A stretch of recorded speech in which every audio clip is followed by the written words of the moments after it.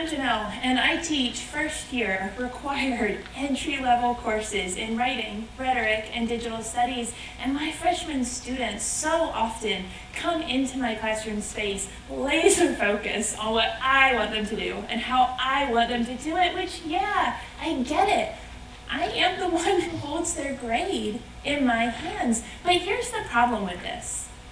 This is precisely the opposite of how I want my classroom spaces to function when students are so focused on what I want them to do, they don't actually take anything with them beyond our one semester together. That's why my teaching philosophy centers around empowering students to actually claim some agency for themselves in their reading, writing, and communication lives. Here's how I work towards this in the classroom. By creating activities and assignments that always have real-world target public audiences that we're writing for.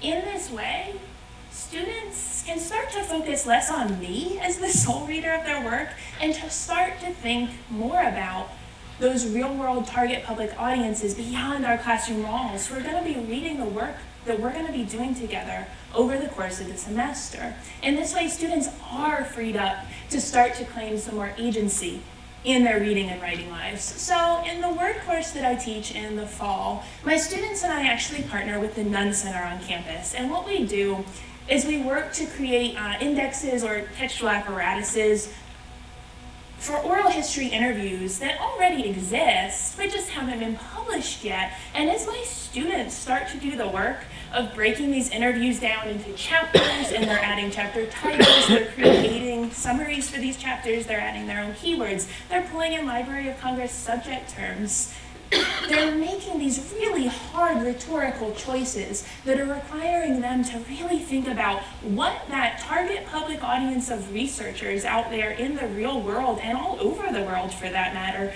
need from them. And this allows students to quit focusing on me and what I want them to do and to really think hard about what the real readers out there in the world need for them to do as they're indexing these oral histories. There's a lot of weight and responsibility associated with translating someone's personal story for the world in this way, which actually I find my students really take to heart, and this too helps them to start to make that transition to thinking of themselves as actual agents in this process who need to take responsibility for their own work.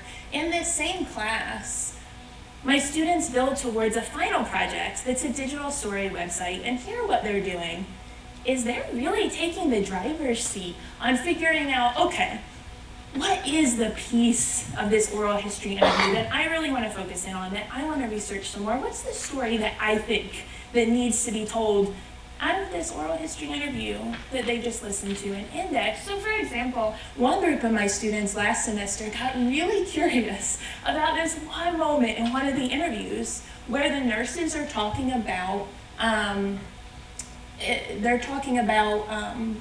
why women in Appalachia didn't have to hide the fact that they were taking birth control from their husbands. They could just tell them, oh, hey, we're taking vitamins.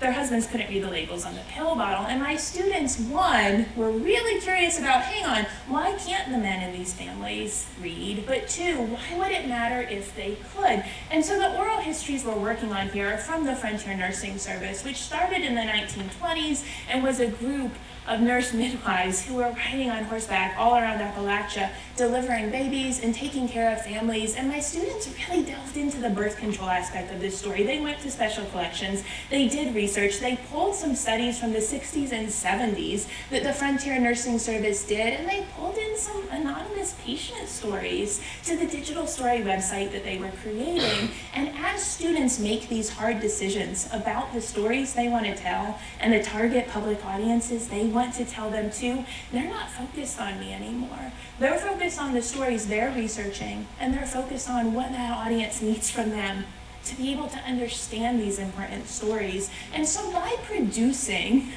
these projects with real-world target public audiences, my students are empowered to start taking control of their reading and writing lives in ways that I hope carry them far beyond our one short semester together. Thanks.